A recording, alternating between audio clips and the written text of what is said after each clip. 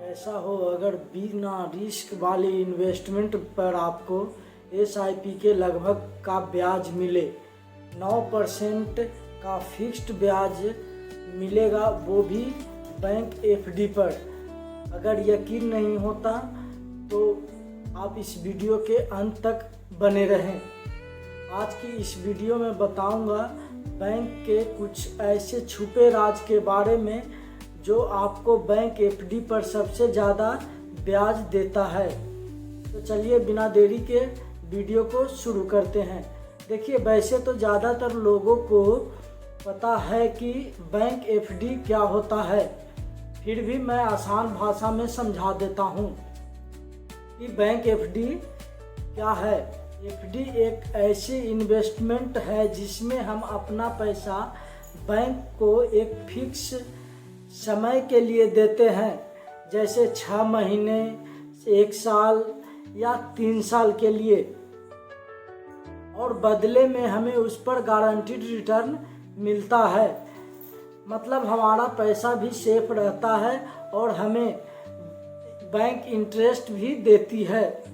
मतलब हमारा पैसा सेफ भी रहता है और हमें उस पर गारंटीड रिटर्न भी मिल जाता है।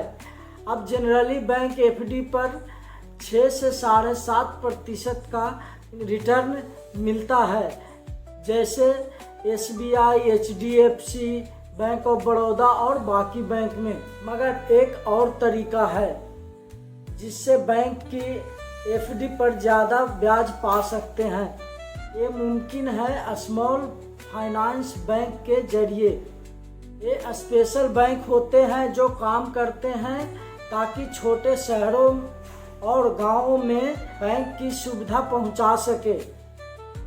इनमें शामिल है यूनिटी स्मॉल फाइनेंस बैंक और कई सारे बैंक, जहां एफडी पर आप 8 से 9% का ब्याज कमा सकते हैं। अगर आप सीनियर सिटीजन हैं तो 0.5 से लेकर 0.75% तक एक्स्ट्रा ब्याज कमा सकते हैं। स्क्रीन पर आप इंडिया की टॉप 20 बैंक देख सकते हैं जिसमें सबसे ज़्यादा एफडी पर इंटरेस्ट रेट मिलता है। मान लीजिए आप 3 लाख रुपया इन्वेस्टमेंट करते हैं तो साल का 27,900 रुपया इंटरेस्ट आपको मिल जाएगा। अब बढ़ते हैं आगे और कुछ ज़रूरी बात करते हैं स्मॉल फाइनेंस बैंक के बारे में। स्मॉल फाइनेंस बैंक में आप अपना अकाउंट ऑनलाइन या ऑफलाइन जाकर खुलवा सकते हैं। वैसे तो यहाँ आपको अच्छे रिटर्न मिल जाते हैं, लेकिन आप एक बात का ध्यान रखिएगा कि अगर आप टाइम से पहले पैसे को ज़रूरत पड़ती है और आप निकालते हैं तो आपको पेनल्टी देनी पड़ सकती है। अब बात है कि हमारा पैसा यहाँ सेफ है या नहीं। तो देखिए, बैंक में आप प्रिंसिपल और इंटरेस्ट मिलाकर 5 लाख तक का इंश्योरेंस आपको मिलता है, यानी कि 5 लाख तक आपका पैसा सेफ है। अगर बैंक का दिवाला हो जाता है या फिर बैंक बंद हो जाता है तो आपको 5 लाख तक का अमाउंट मिल जाएगा। ऐसे में DICG आपका पैसा लौटाने का वादा करती है। एग्जाम्पल के लिए मान लीजिए आपने 3,60,000 की एफडी करते हैं 3 साल के लिए 9% के ब्याज पर, तो उसका मैच्योरिटी अमाउंट के साथ मिला के लगभग 5 लाख रुपए, यानी कि आपका पूरा पैसा सेफ रहेगा। अब बात करते हैं फिक्स्ड डिपॉजिट और रेकरिंग डिपॉजिट के बारे में कि फिक्स्ड डिपॉजिट क्या होता है और रेकरिंग डिपॉजिट क्या होता है। फिक्स्ड डिपॉजिट और रेकरिंग डिपॉजिट एफडी ब्याज और इन्वेस्ट करने का बिना रिस्क के एसआईपी के लगभग यानी 9% ब्याज मिलने का उम्मीद रहता है। सबसे पहले है fixed deposit versus recurring deposit. ये दोनों ही काफ़ी पॉपुलर इन्वेस्टमेंट ऑप्शन है।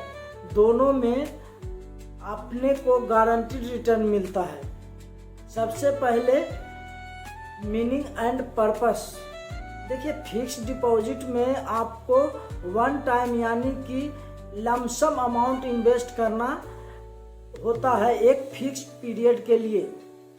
इसमें एक गारंटीड रेट ऑफ इंटरेस्ट अपने को मिल जाता है और शॉर्ट टर्म सेविंग के लिए एफडी एक बहुत ही अच्छा ऑप्शन है।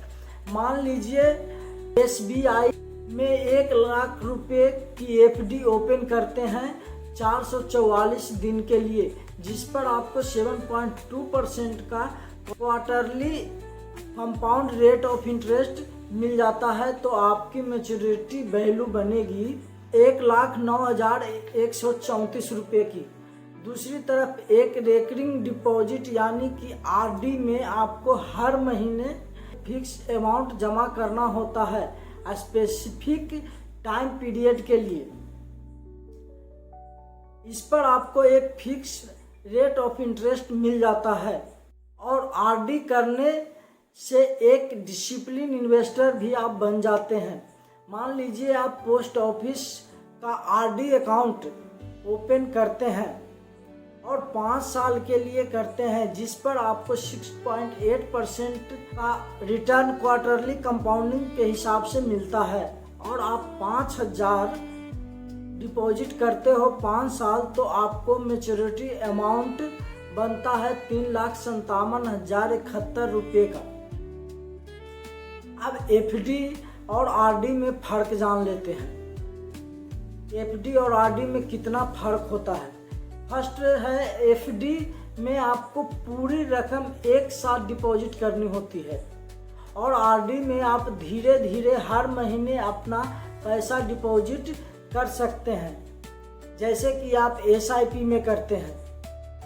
सेकंड है मिनिमम डिपॉजिट।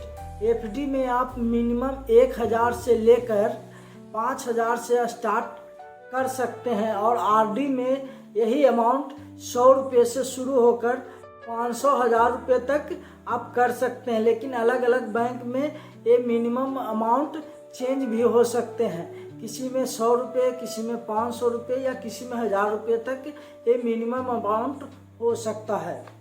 थर्ड है टेन्योर, यानी कि इन्वेस्टमेंट कितने समय के लिए होगा। एफडी आप कम से कम 7 दिन से लेकर 10 साल तक की करवा सकते हैं और आरडी में 6 महीने से लेकर 10 साल तक की होती है। फोर्थ है इंटरेस्ट रेट। एफडी में आपको 7% से लेकर 9% तक का ब्याज मिल जाता है, जबकि आरडी में ये रेट ऑफ इंटरेस्ट 4.5% से लेकर 7% तक का होता है। ज़्यादातर बैंक में आपको क्वार्टरली कंपाउंडिंग देखने को मिल जाता है। एंड में फिफ्थ पे आउट।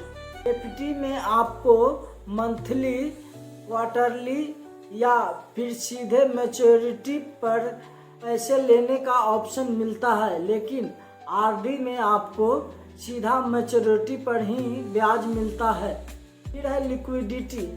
आपका डिपॉजिट किया हुआ पैसा कितना जल्दी और कितना इजीली आपको वापस मिल सकता है, वो भी कम से कम पेनल्टी देकर।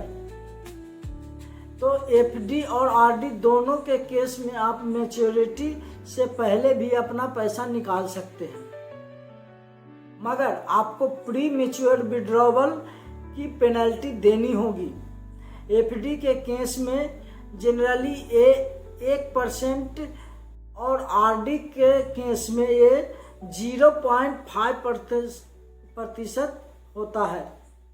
अगला है टैक्स बेनिफिट। अगर आप टैक्स सेवर एफडी करते हैं और 5 साल के लिए करते हैं तो उसमें आपको सेक्शन 80C के अंडर 1.5 लाख तक का इनकम टैक्स रिबेट मिल जाता है, लेकिन आरडी में ऐसा कोई प्रोविज़न नहीं है। लास्ट है एफडी और आरडी किसके लिए है। वैसे तो दोनों ऑप्शन उन लोगों के लिए है जिनको शॉर्ट टू मीडियम टर्म यानी 1 से 3 साल के लिए इन्वेस्ट करना है बिना ज़्यादा रिस्क लिए।